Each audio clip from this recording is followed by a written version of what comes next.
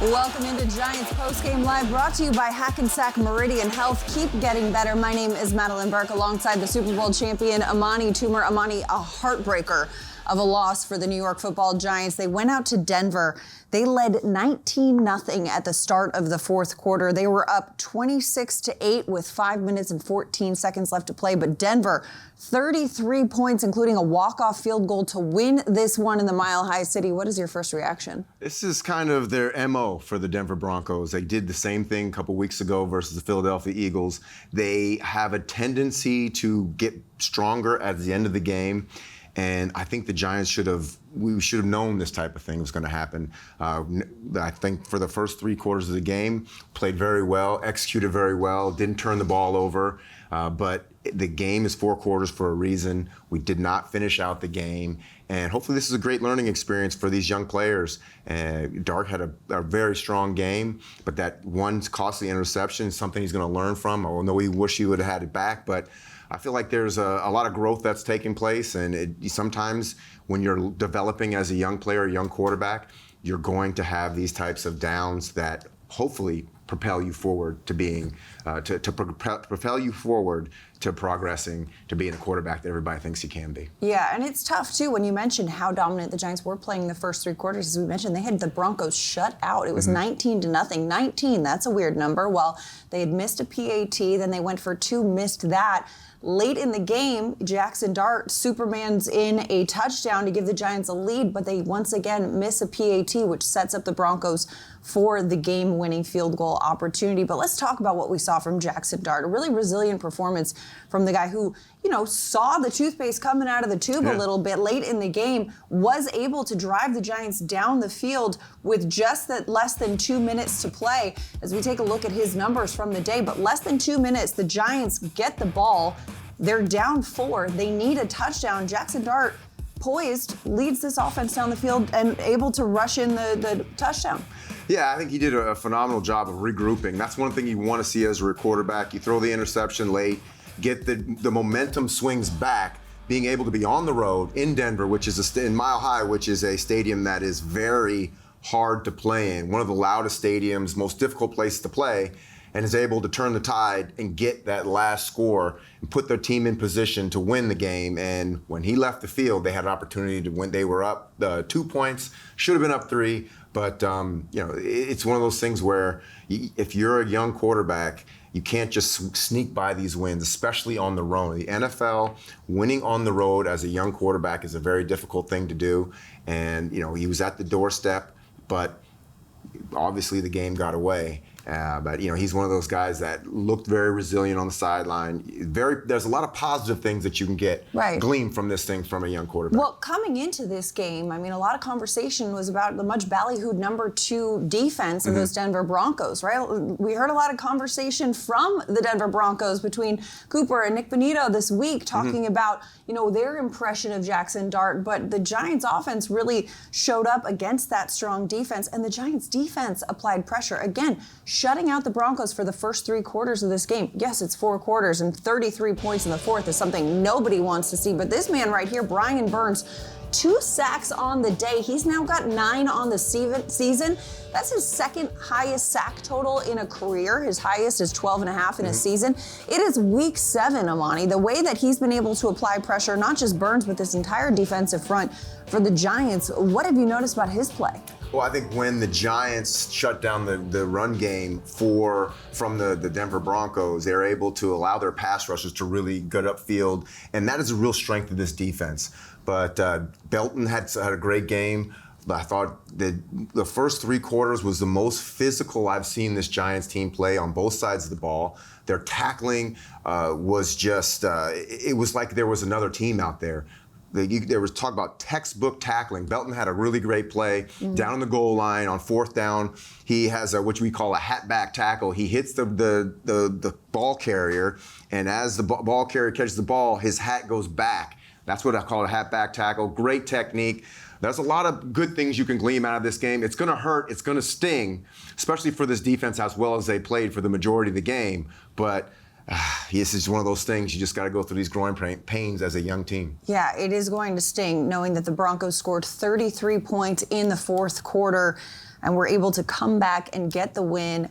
Denver getting the win at home, the Giants falling on the road, but something to build off of for this young Giants team. We've got more to come, though. We're going to continue to break this one down. Guests of our post-game show receive a gift certificate to Ben & Jack's, located on 44th Street in Manhattan. From the celebrated porterhouse to finer seafood, Ben & Jack's will surpass your expectations of what a steakhouse should be. After the break, we're going to hear from head coach Brian Daboll, plus several players in the locker room on Giants Postgame Live, brought to you by Hackensack Meridian Health. Keep getting better. Time now for today's scoring drive of the game, brought to you by Citizens. We take you to the fourth quarter. 7 plays, 65 yards, capped by a 1-yard touchdown. Jackson Dart supermans it across the goal line, giving the Giants a 32-30 lead. And as a reminder, for every scoring drive this season, Citizens, the official bank of the Giants, will donate $750 to the Giants Foundation to support their work in the community. Scoring drive of the game presented by Citizens. Welcome back to Giants Post-Game Live, brought to you by Hackensack Meridian Health. Keep getting better. Madelyn, Burke, and the Super Bowl champ Amani, Toomer breaking down this one, a 33-32 loss to the Denver Broncos. Amani, on that last drive, the Giants were able to get the lead, 31 seconds left in the game. One of the big things that helped them get down the field, though, is Broncos' defensive penalties. Denver had 12 penalties for 127 yards on the day. The Giants able to capitalize on that. Absolutely, and Jackson Dart had a great fourth down play there to Wan'Dale Robinson that kept that drive going.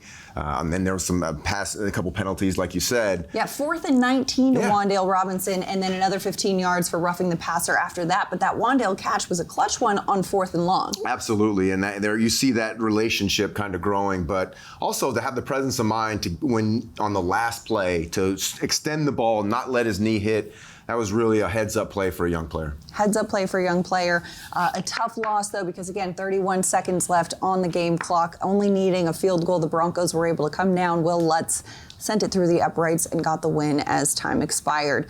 Heartbreaker as we're breaking it down, but let's send it out to Denver for another perspective from the Mile High City. As Paul Dottino and Howard Cross are standing by with more. Guys, what did you see in this one? Giants in this game was the resurgence of the tight end, Howard. I know it's a little throwback to your old position. Giants getting big plays out of Bellinger and Johnson. In fact, 5 receptions for 2 touchdowns, including 3 third-down conversions. What made it so special? You know, they were playing a 12 personnel the entire time, trying to run the ball to the outside. And when you're bringing everybody up to stop the run, the tight ends become a factor. It made a big difference in the game. You saw them both catch deep passes for touchdowns. You caught everybody up. The tight ends can slide behind you. Now, Howard, the Giants did allow 5 consecutive scoring drives in the fourth quarter. There were key injuries in the secondary, but also you have to wonder about that whole altitude and fatigue factor. I think the altitude and fatigue was affecting both teams. When Adebo and both Holland went down, it changed the floor of the game. More deep passes, more completions on the outside, balls over the middle that may not have been caught. That made a big difference in the game. Nothing against the guys that were playing, but those 2 guys were very special to the defense, and they needed to be in the game.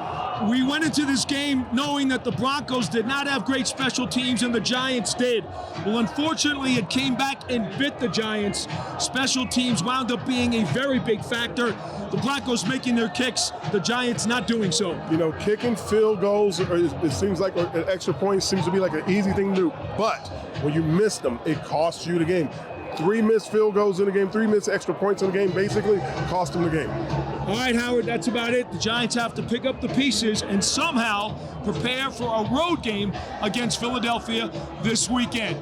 It's a long flight back. We'll send it to you guys. A long flight back indeed. Travel safely, fellas. Paul Dottino and the Super Bowl champ Howard Cross, thanks for the insight on this one.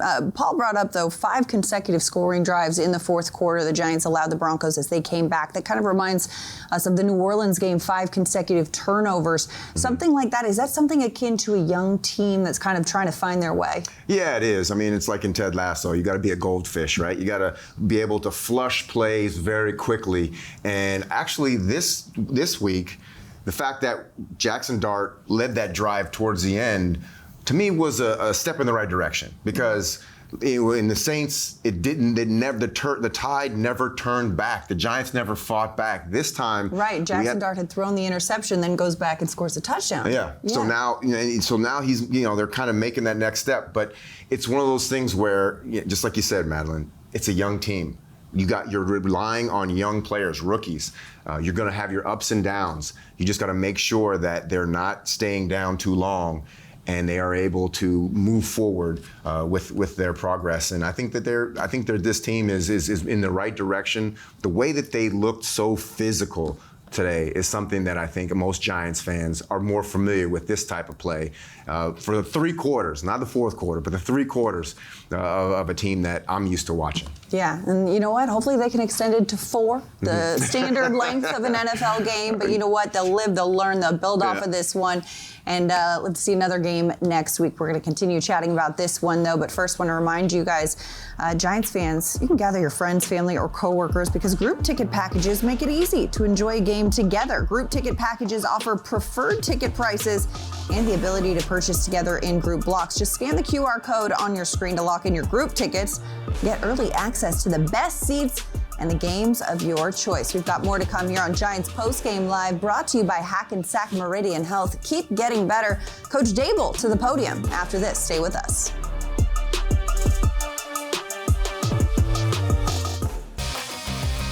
Giants fans, it's Moody's. Decode risk, unlock opportunity. Learn more at moodys.com. Welcome back to Giants Postgame Live, brought to you by Hackensack Meridian Health. Keep getting better. Madelyn, Burke, and the Super Bowl champ Amani, Toomer breaking down the Giants' Week 7 loss in Denver. 33-32 is the final score as the Broncos win on a walk-off field goal. For more, let's send it out to Denver, where head coach Brian Dable is addressing the media. Coach, step into the podium now. All right, it's a tough way to lose. All the way down to the end, 60 minutes, and made one more play than we did. A lot of plays that could have changed the outcome of that game, not just one. Feel like you guys took the foot off the gas at all when you had this 19-point lead? No. Sorry if you were asked this before or already, Brian, but you guys were pitching a shutout through 3 quarters, and then the 33 points all came in the 4th. What changed? Yeah, they made some plays. Give them credit. So. How much do you think your team, especially defensively, was kind of spent and exhausted there? Yeah, 60-minute game. So,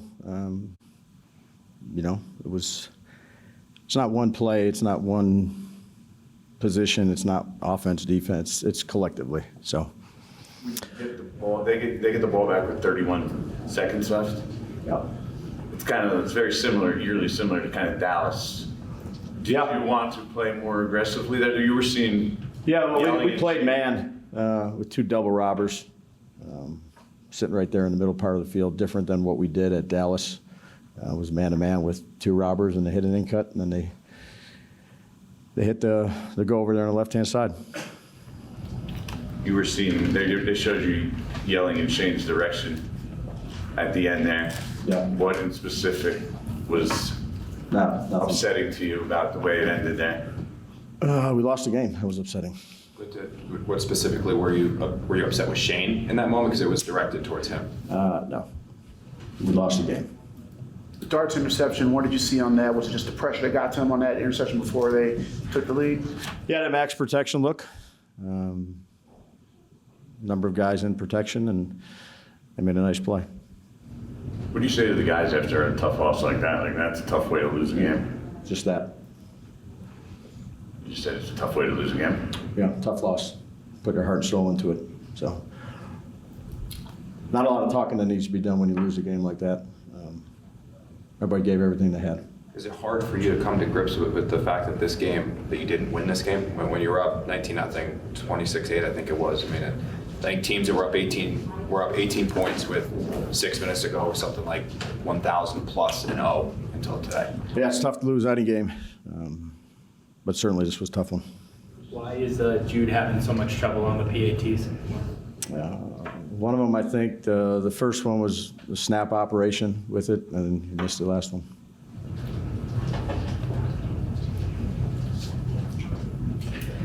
What did you? I mean, I don't think anyone. Sorry for nobody asked. What did you think of how Jackson played overall in this? In this kind of environment, to have that kind of success against this defense?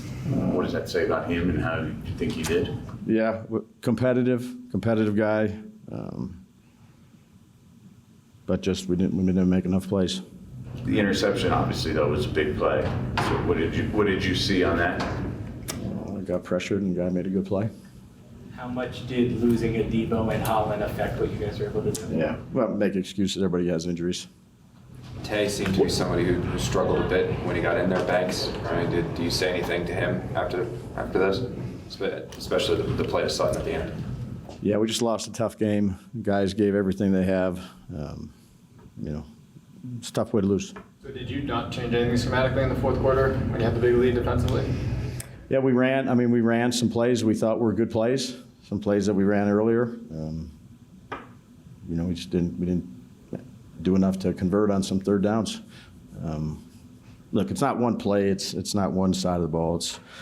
It's collective. No, this isn't just a one-game thing, though, with Banks, where we've seen the trouble locating the ball, the giving up the plays, the penalties throughout this season, reared its head when he got in for a Debo. I mean, is it to the point where you can trust him when he's out there? Yeah, everybody that's out there, we trust.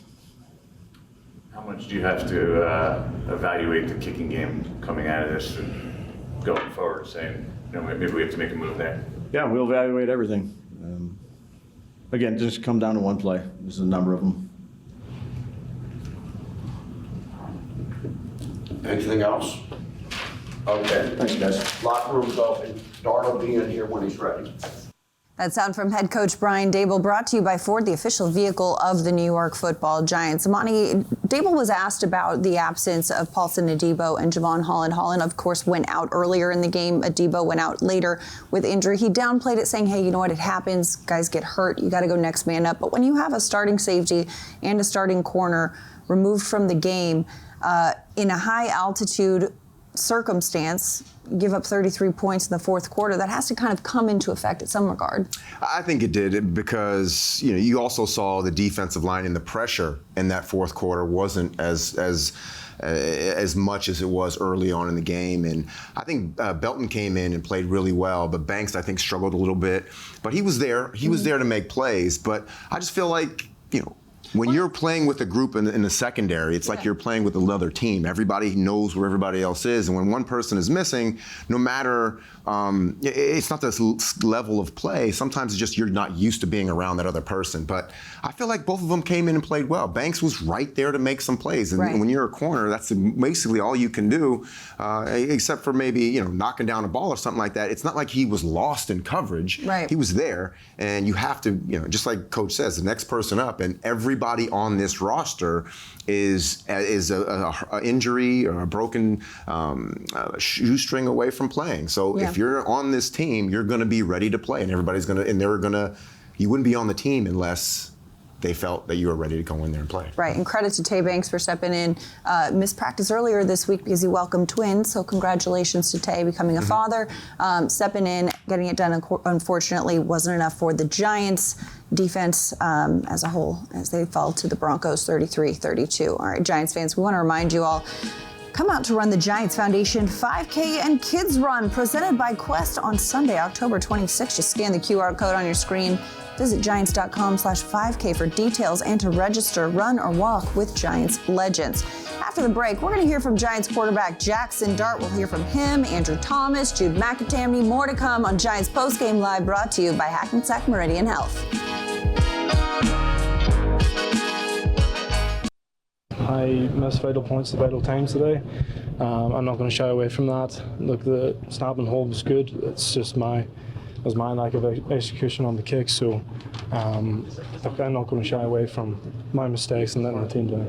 Was there anything with the turf when you plant foot or anything? Not at all. Look, I had a great week of practice. We practiced on grass. Had a great warm-ups. It's just one of those things. Got to make my kicks once the opportunity comes. So. Thank you. Yeah. Jude, I'm sorry if you were asked this already. Just on the final PAT, what happened on it? Was it just? Honestly, when it came off my foot, I thought it was good. Went for it, looked up and it was wide right. I was as shocked as everyone else. So I stuck in the process. Went for it, kicked down the target, and I pushed it right. So it's on me. Yeah. How about the first one? First one, yeah. First one's on me as well. Yeah, gotta make the kicks. I'm not gonna shy away from that. Look, I'll take full responsibility. You know, then everybody in change room down. Got to make my kicks once it comes up. It's as simple as that. Brian did say the operation wasn't great on one of them, though. And that kind of responsible for it. Yeah, but I suppose even with that, I still should be able to get guys out of the hole. You know, like if the snap's not perfect, the hole's not perfect. Like I'm a professional kicker. You know, I got to be able to make those, like pull those guys out of the hole when I need to. You know, so like Casey said, he said the snap was on him, but like look, the ball was down. The laces were good. You know, I just got to make the play once it presents itself, you know. So, like I said again, I'm not going to shy away from making mistakes. Yeah. Welcome back to Giants Postgame Live, brought to you by Hackensack Meridian Health. Keep getting better. That was Jude McAtamney, the Giants kicker. I'm Madelyn Burke alongside Super Bowl champ Amani Toomer. Amani, Jude missed 2 PATs on the day, taking full responsibility, saying, I am a professional kicker. I have to make those kicks. However, we did hear head coach Brian Dable earlier in the show talking about how, you know, one of those, there was a little bit of operational. And as a viewer, you watch a kicker miss a chip shot, a PAT, a field goal, and you think that's on the kicker. But so much goes into it, the snap, the hold, all of that, the procedural elements. I mean, credit to Jude for putting it on his shoulders, but what do you make of that? I'm really impressed with Jude. Really impressed with that. I mean, I know how the situation with the team and how they're trying to get these young people going and how they go to the Mile High City, have a great 3 quarters. You know, he misses the first quarter, the kick in the first quarter, but then he just, to take it all on yourself. Mm-hmm. That says a lot about him and a lot about that young man. I take my hats off to him, not for the kicks, but for the fact that if the holder is still spinning the laces out when he makes contact, that's going to put the ball in a different direction. I don't know exactly where in the procedure, but there's so many things that could go wrong. It's not just. Yeah, but the fact that he took ownership of it, to me, is like, okay, you know, I'm not happy that, nobody's happy that he missed the kicks, but at least he's not trying to blame somebody else. Right. And there is a procedural element to it, but like he said it better than anybody else could say it. I'm a professional kicker. I got to make my kicks. I got to bring my guys out of it. And, you know, you miss the kicks. Everybody has bad days. Hopefully your bad day isn't on a game as big as this one. Right. But at least he's man enough to sit up there and say, you know what? That's on me. Yeah, and credit to the young man for not throwing his teammates under the bus. Now, the Giants had a tough challenge in this one. We talked about it earlier in the show. The number 2 defense in this Denver Broncos team, an elite pass rush, leading the league in sacks, and one guy who had a solid challenge ahead of him today, Giants left tackle Andrew Thomas. Let's hear what he had to say after this one. We always say it's a 4-quarter game, and we just didn't do enough to finish. I would say earlier in the game, the offensive line, we didn't do enough in the run game. I think we could have ran the ball a little bit better, especially in some of the 4-minute opportunities when they had base personnel. We would have got a few first downs that would have kept us out of those situations. So that's when something happens like this, I just try to look at what I can do and what the offensive line can do to, you know, help the team. When Jude misses that extra point there, you obviously do the math and you know right away what's coming down here, right? So what was your feeling then? I think everybody is in this together. This is a team. Everybody makes mistakes. It happens as part of football, but we just got to do better as a collective, finishing when it matters the most. How hard is it to play offense in that fourth quarter when you're towing the line between like what's worked all game and trying to run out the clock? Because it almost seemed like you guys got away from what got you a 19-point lead. Yeah, we had some game plan runs that we had for a situation like that, you know, 4-minute offense, and it was a little bit, I guess, beyond 4 minutes. It was like 6 minutes left, and we had some game plan runs. Like I said, we just got to execute better up front. They did a good job stuffing us on those drives. They talked a lot of trash, especially Benito this week. We didn't see you on Friday. Did that make its way to you, and was that any kind of, you know, chip on your shoulder in this game? I played the same, regardless of what's said online. You speak with your pads, and they won the game. So I'm not really, you know, too focused on that. I just do what I can, try to get the group ready as a unit, and, you know, put the best film out there. Andrew, what did Dart show you after the late interception to get you on a drive that actually put you ahead in the final moments of the game? Yeah, key word that we talk about this year is reload. That's the mentality. Obviously, we had a turnover late in the game, but our intention was to go down and score, and we did that. We did a good job, made some plays for us, and I think he's going to, be a really good player for us in the future. What did you think about that drive, that late drive? Like, what stood out to you about that? Just the tenacity that we had. I think because of the momentum shift, it's easy to put your head down. The momentum is going that way. The crowd is getting loud, but we fought as a unit and as a team, to come back, and we just got to finish better. What does it say about you guys? As Giants left tackle Andrew Thomas talking about this one, he talked a little bit about the trash talk we heard earlier this week. The Broncos, of course, had led the league in sacks. Nick Benito didn't have one today. The rest of the Broncos had 4. But earlier this week had talked about how he called the Giants fan base delusional in this one. And Thomas said, you know what, you do what you do on the field, and that's where you speak. I also like how he kind of pointed out how they were able to kind of rally with that last drive in the game. What did you take from what he said? I totally agree. I mean, there's a lot of stuff that you can take from this game, and the fact that they did rally back and start swinging back is a big thing. And getting to the point about the trash talking, that's something that, the beautiful thing about football is you don't have to fight after the play. You don't have to talk trash, because in the game, in the way the rules are set up, you can fight during the plays. So it's that you can. So you can handle it all. You can handle it all during the play, and I think the Giants showed physically that they were matched up really well with the Denver Broncos for 3 quarters. Yeah, for 3 quarters. Unfortunately, there are 4 in the game, and the Giants fell 33-32 in this one. But yes, the trash talk you never want to see. The Broncos were able to get it done on the day that they honored the late Demaryius Thomas out in Denver. Giants fans, want to remind you to download the all-new Giants mobile app for breaking news and exclusive videos updated with a brand new layout, plus the Giants Shorts Stories feed and the Pocket Game Day Ticket Holders Hub. You can download it for free at the App Store or on Google Play. It's the all-new Giants app. We're going to continue breaking this one down. It's Giants Postgame Live, brought to you by Hackensack Meridian Health. Keep getting better. More player sound after the break.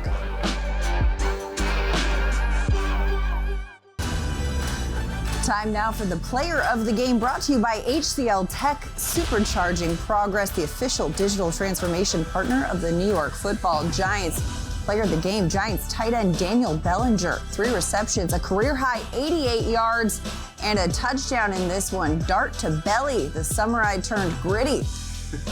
Daniel Bellinger, your player of the game, brought to you by HCL Tech. Welcome back to Giants Postgame Live, brought to you by Hackensack Meridian Health. Keep getting better. For more, let's send it down to the locker room in Denver, where Bellinger is speaking to the media.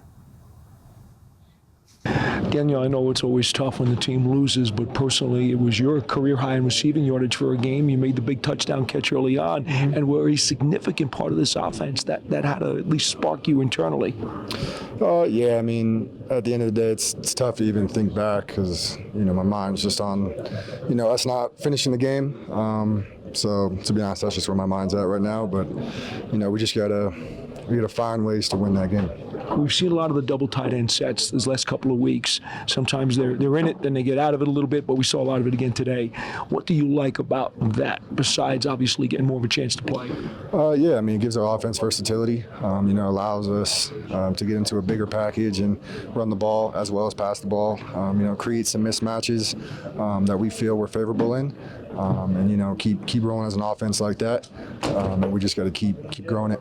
All right, we saw the interception that they got late in the 4th quarter, but then the Giants come back, and in the final 2 minutes, Jackson Dart leads you guys into getting the lead again. Yeah. Could you tell me what that tells you about him? What was he like in the huddle on that drive? Yeah, just resilient. The one word I can describe Jackson as is resilient and a leader. He's feeling tough right now, but I think he played great, and we got to be there as a team to support him But like you said, he played resilient, man, and he in that huddle, you wouldn't think he's a rookie. And the way he carries himself, he's a mature individual who's going to have a lot of success in this league. We just got to make sure we have his back. Over the last couple of years, there's been a number of these really heartbreaking defeats. As someone who's been around a while, what do you tell some of the younger players about how you digest it and how you come back from it? Yeah, ultimately, you can't change it. You want to go back and you want to maybe change one or two plays, but you can't. You can't do that in football. You can't do that in life. So we got to keep our head up. Know we got Philly in 6 days. Got to correct what we can correct and find ways to win these games. Daniel Bellinger, thanks for your time. Thank you. That's Giants tight end Daniel Bellinger with our Paul Dottino saying, you know what, as great of a game as he had, a career-high 88 yards, it's still tough to see it slip away at the end. Yeah, it's tough to have one of your career games with such a heartbreaking loss at the end. So, you want to be able to have that and win, the little cherry on top of it, because it really takes a lot of the wind out of your sail because you can't think about the good things that you did. You only think about the loss. The loss, 33-32 is the final in Denver as the Giants fall to the Broncos on a walk-off Will Lutz field goal. We've seen that movie too many times before, but you know what? We're going to continue to break this one down. After the break, hearing from quarterback Jackson Dart on Giants Postgame Live, brought to you by Hackensack Meridian Health. Keep getting better. How did you guys just try to get over it to lead that drive? Well, we have I never felt like we were going to lose the game. So, I looked at the clock when they scored. I said, dang, we got a lot of time left. Geez, I had no doubt that we were going to go down there and score. But yeah. Is this as tough a loss as you've ever had? I've had some tough ones. I just can't stand losing, so a loss hurts me the same every time I take one, Were you beating yourself up over the interception? Yeah, absolutely. I can't do that. We were in full control of the game. In that situation, you can't do that. So that was an unacceptable mistake by me. It's what? An unacceptable mistake. Jackson, as a competitor, how do you get back up? How do you find your way to get back up off of this? Because it's pretty clear, not just you, but that's a locker room that's hurting right now. I'm trying to figure out what just happened today. Yeah, we play in 6 days, so you can't let one loss lead to another. You got to fix the things that you messed up on, and we got to finish games. We have to be able to finish the game. So we have good leaders on the team. We have good players. We have to find ways to finish the game and bounce back. What did they do to make things tough on you? Obviously you had some success, but what was the biggest challenges they posed? Well, coming into the game, I knew that they were top 2 defense in the entire league, so I knew that it wasn't going to just be easy going out there. They do a lot of really good things, and they've given a lot of people a lot of fits. And, looking back, when I try to reflect on the game, there's probably a few things where you're just like, I wish, would have made this decision or this decision. But, we had chances. We didn't finish the game. Jackson, you kind of went down and you watch that last play. Was it kind of surreal just to watch that last kick go through the uprights? Yeah, it just sucks. It's like I said, I hate losing, so it's just a bad feeling. Is it harder, Jackson, when there's kind of a little playful locker room talk and the competitive nature of people come out about the chains comment, who's this, coming back and forth, and then to have a game finish like that, as wild as it does? Yeah, I haven't really thought of that, to be honest. It's just a loss that shouldn't have happened by us. That's Giants quarterback Jackson Dart. That sound brought to you by Ford, the official automobile of the New York Giants. As we take a look at what he said in that one, Dart saying, you know what, I hate losing, kind of putting that on himself as well, and the sentiment of this team. Amani, you know the feeling. Yeah, definitely. Hard games, they do get you down, but the fun thing about it is you look at what he said, you listen to what Jackson Dart said, you can't let one mistake turn into 2. They had a great week last week, fumbled it this week. You have an opportunity to play a team that you just beat in the Philadelphia Eagles in 6 days, like they have said, which is echoed in the locker room. So they're going to refocus. Now, when they get to the game and they're playing in Philadelphia, how are they going to perform? That's the question. But listening to them, they're saying all the right things, but it's going to be a Herculean task to go down and beat the world champs in Lincoln Financial. Yeah, which will be a loud environment, but as we saw, they were able to handle that in the silent count, something Jackson Dart is well familiar with from his days at Ole Miss as well. Yeah. But before we turn the page to that one, we're continuing to wrap up this one. Let's get some sound from the defensive side of the ball. Giants tackle Dexter Lawrence is speaking in the locker room. Let's send it out to Denver. How do you, as an individual and then you guys as a team, process a result like this after dominating them for so much of the game? We just can't have that in the fourth quarter. I mean, that's the simplest thing I can say. We didn't finish in the fourth quarter. What changed, Dexter? What changed? I couldn't tell you. I don't know. Same people, same calls, same. I don't know. Did you feel that it was maybe gassed a little bit as that game went on due to the altitude or anything of that nature? I don't know. I can't speak for how everybody else felt. You personally, then? Not really. Feel like I got the same amount of snaps. Just got to finish, man. Can't give up 33 points in the fourth quarter. That's not good. Dex, after giving up 30 and them taking the lead, you guys came down. Jackson led drive, and you guys went ahead. It's 35, 36 seconds left. 31. 30. Yeah, after the kickoff, 31. You know that exactly that number. They had no timeouts. Did you think, okay, this is our chance to finally finish this once and for all? I mean, yeah. We thought that earlier in the fourth. They just caught some good passes. We can't make that up. Clocked the ball with 2 seconds. And that's what happened. Do you think one play and you win? Somebody gets a sack, somebody gets a deflection. You made so many plays in this game, and it seems like you came one short. I can't say that. I think it's more than just one play. It was. I don't know how many plays they had, but every play is impactful. You never know which play is going to be that play. So just got to go play hard, and we got to win that one. Would you like, as a defensive player there, I mean, it's kind of similar to Dallas. Dave said it was a different play call with the first pass that they hit to kind of get in your field goal range. Would you like to bring pressure in those kind of situations as a defensive lineman? Would you like to bring pressure? You go with, rushing 3 or 4, whatever the call is in that regard? Where do you stand on that?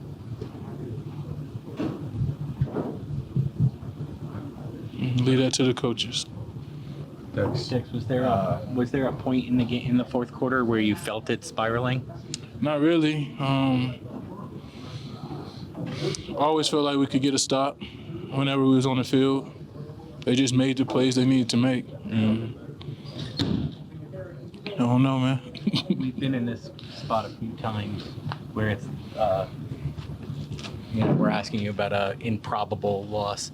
I'm wondering if this one hurts anymore or feels any different because of what was at stake if you win. All of a sudden you're 3-4, you've won 3 out of 4, maybe trades, playoff, all that stuff. Yeah, this one probably hurt more than the other losses.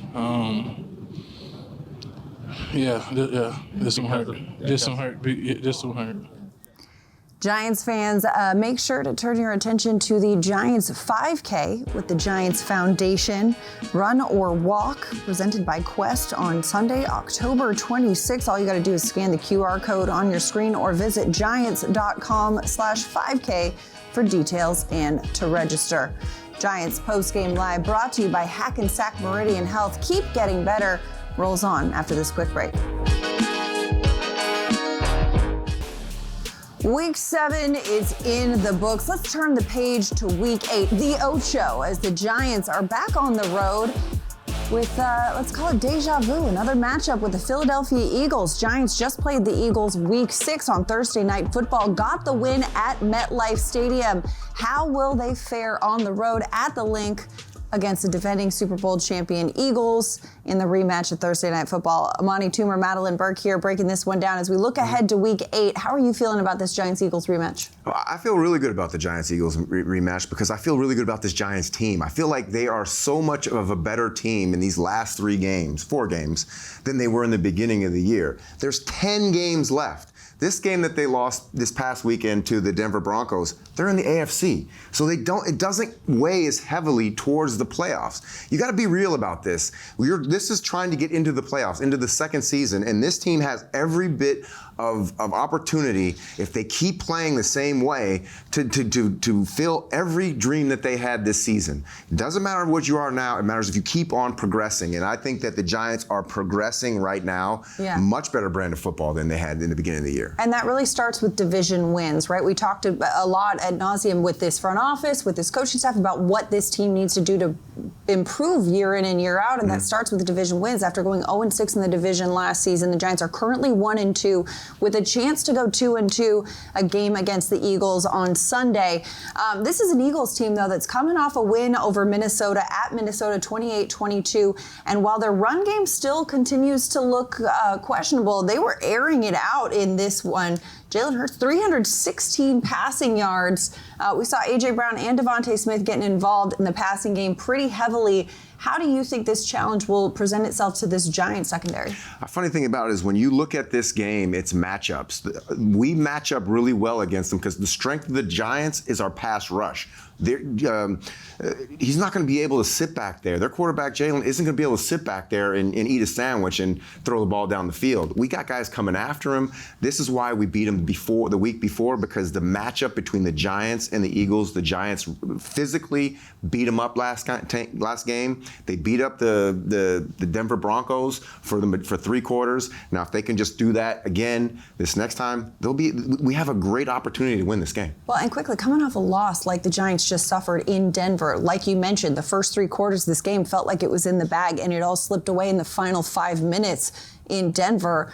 It's going to be a long, tough plane ride home for this Giants team. How eager are they to get back on the field and show that they're better than what we just saw? Oh, that's exactly what you want. Whenever you stub your toe, the one thing you want to do is get back on the field as quickly as possible. 6 days from now, they're going to be able to redeem themselves. And the way that this league works is once you prove yourself, you get a chance to prove yourself, you do it, and everybody forgets about the week before. You know what? Luckily for the Giants, they got another game on deck on the road. Giants-Eagles Week 8. We'll be here recapping it as we are each and every week on Giants Postgame Live, brought to you by Hackensack Meridian Health. Keep getting better. For the Super Bowl champion, Amani, Toomer, I'm Madelyn Burke. For our entire crew, thanks for hanging out with us after this one. We'll see you next week after Giants-Eagles.